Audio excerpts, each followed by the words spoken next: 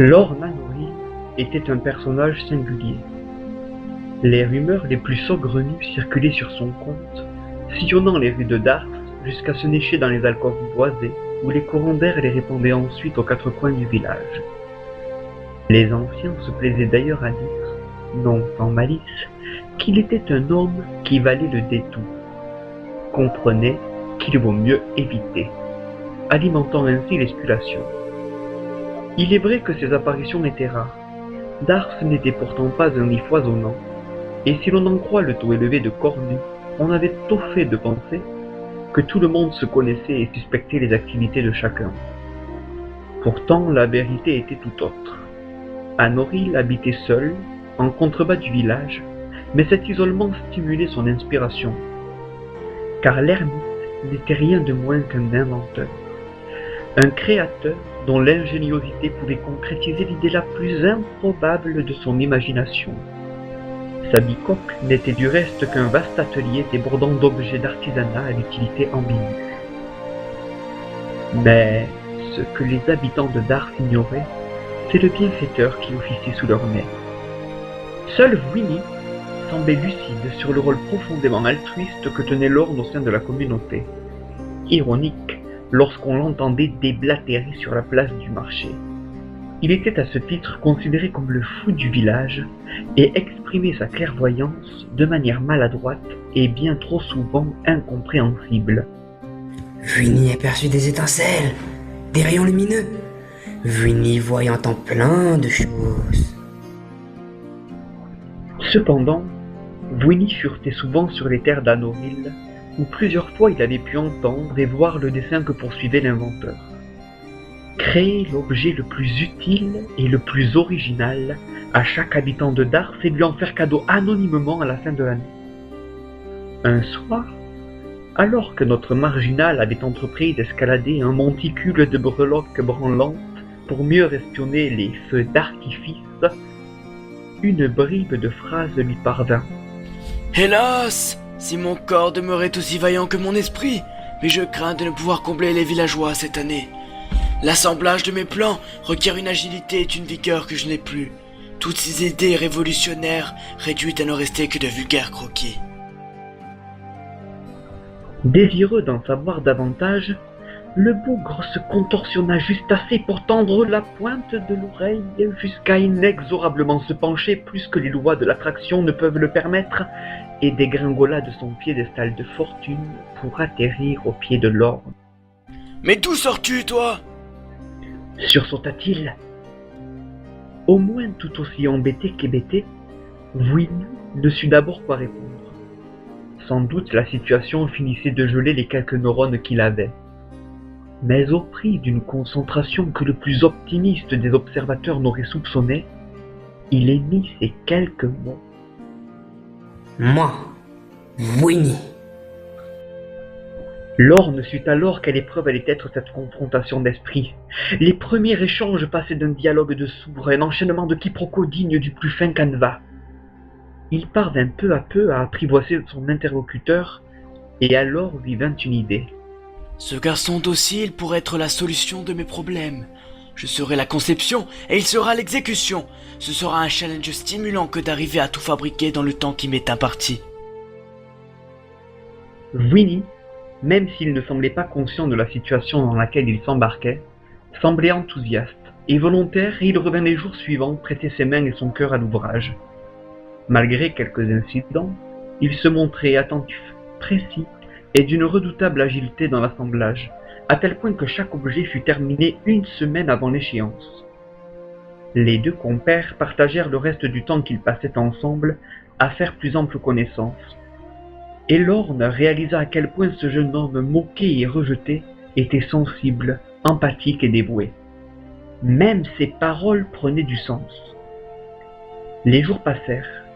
Winnie ne passait à l'atelier que pour s'assurer que Lorne n'avait plus besoin d'aide. Dans la mesure où il avait agi ces dernières semaines dans l'indifférence la plus totale, personne ne s'étonna qu'il continue malgré tout à psalmodier. À moins qu'il ne s'agisse d'une diversion géniale afin de n'éveiller aucun soupçon sur ses activités. Mais il était écrit que le danger ne viendrait pas de là. Certains habitants mal intentionnés ou ignorants soupçonnaient Anoril de manigances obscures ou de rites païens et avaient organisé une cabale. Ysgrid en était l'instigatrice.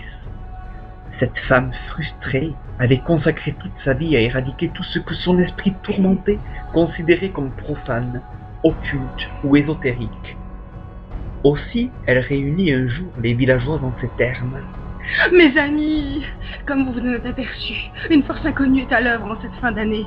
Ces présents que nous recevons chaque année sont entourés d'une aura malfaisante.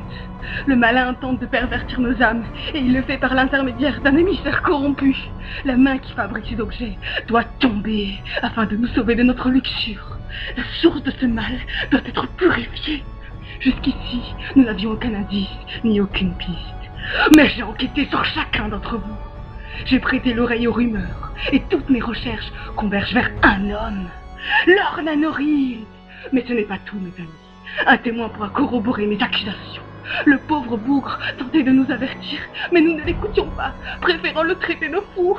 Mal nous en a pris, car il est aujourd'hui notre salut.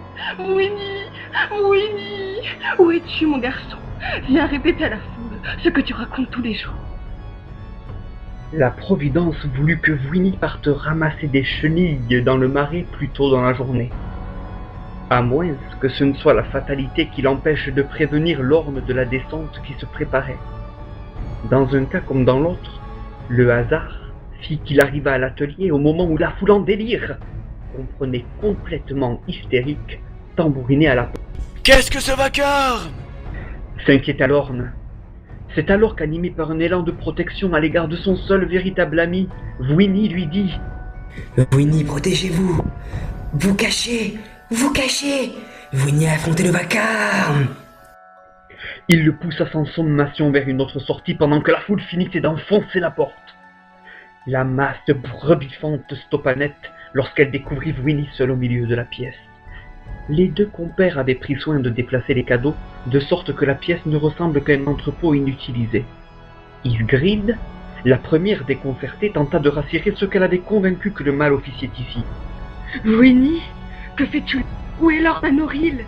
Quel maléfice est à l'œuvre ici, et comment dissimule-t-il à nos yeux la preuve de ses méfaits? Maintenant que tu es là, dis à ces gens ce que tu as vu.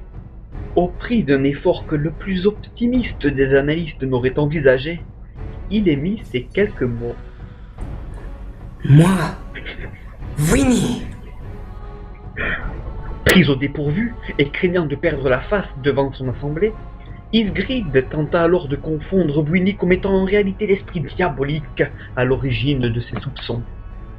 Une stratégie malvenue et risible lorsque l'on regardait le garçon.